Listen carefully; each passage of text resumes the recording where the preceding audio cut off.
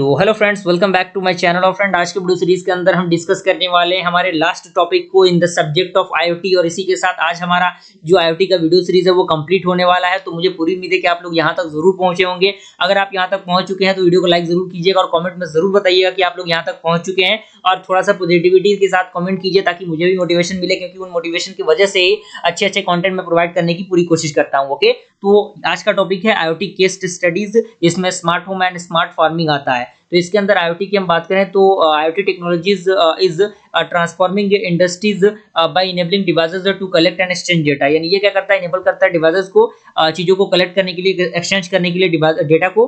And अगला point कह रहा है कि to prominent sectors that have greatly benefited from IoT and our smart homes and smart farming. Below are the details case study in these two domain, highlighting the use of IoT to improve the efficiency, convenience and sustainability and security. यानी चीजों को improve करने के लिए, उसकी security को improve करने के लिए इन चीजों का यूज होता है। जिसमें सबसे पहले आपका आता है smart home case study, that means Nest thermostats. इसके ओवरव्यू की हम बात करें तो इसके अंदर कह रहा है कि the Nest learning thermostats developed by Nest Labs. यानी ये किसके द्वारा डेवलप किया गया, नेस्ट लैब के द्वारा डेवलप किया गया। ओके, इसके अंदर पॉइंट यहाँ पे दिया गया है।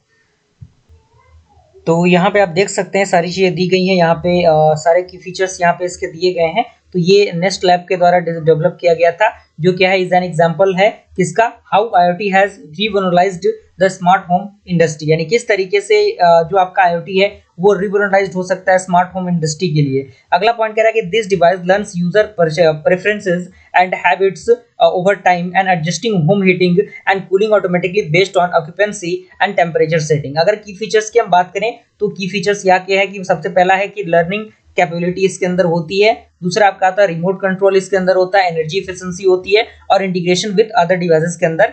इसके अंदर जो पॉइंट्स है सारे पॉइंट्स मेंशन किए गए हैं। कोई ऐसा नहीं कि बहुत बड़ा रॉकेट साइंस वाला पॉइंट है कि आपको समझ में नहीं आएगा। छोटे छोटे पॉइंट्स से आप इन चीजों को खुद से पढ़कर समझ सकते हैं, कोई दिक्कत परेशानी आपको नहीं होगी।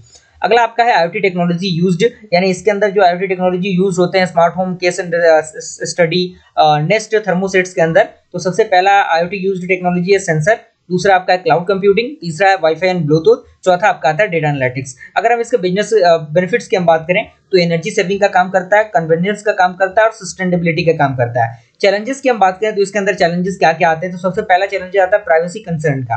तो इसके अंदर कह रहा है कि data collected by the device such as occupancy patterns can raise privacy concern if not handle properly.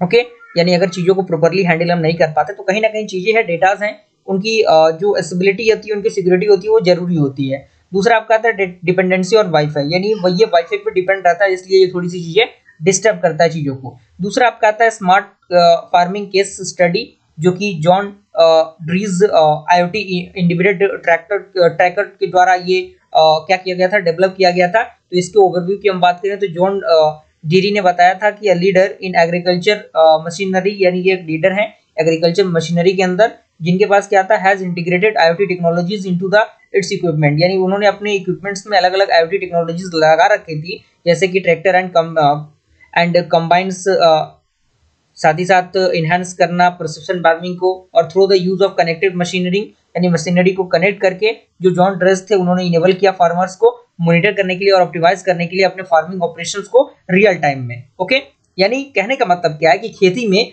जो मशीनरी चीजों को यूज करना, टेक्नोलॉजी को यूज करना, जिससे कि जो फसलों की पैदावार है, जो किसानी है, वो और आसान हो सके। की फीचर्स की हम बात करें तो प्रिसिजन फार्मिंग हो गया, रिमोट मॉनिटरिंग हो गया।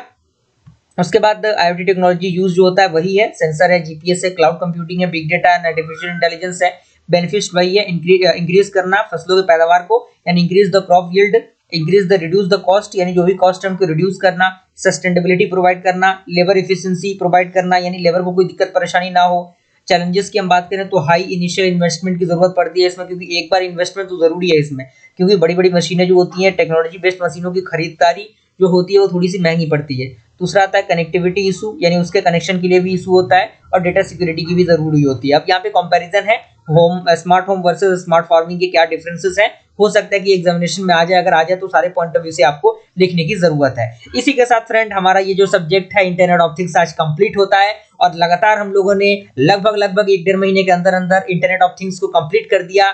थोड़ी बहुत चीजें इधर उधर हो गई होंगी, थोड़ी बहुत चीजें इधर उधर छूट गई होंगी, उस चीज के लिए मैं तहे दिल से माफी चाहता हूं। लेकिन जो भी चीजें प्रोवाइड की गई हैं टू द पॉइंट चीजें हैं, अगर कोई स्टूडेंट ईमानदारी से उन चीजों को कंप्लीट कर लेता है तो गारंटी मैं दे सकता हूं कि एग्जामिनेशन में बेहतर ग्रेड से पास वो हो सकता है, कोई भी उसे रोक नहीं सकता। बस इसी तरीके से अपने सपोर्ट और प्यार को हमारे चैनल के साथ बनाए रखिएगा। मिलते हैं फ्रेंड्स अगले वीडियो, तब तक के लिए थैंक यू।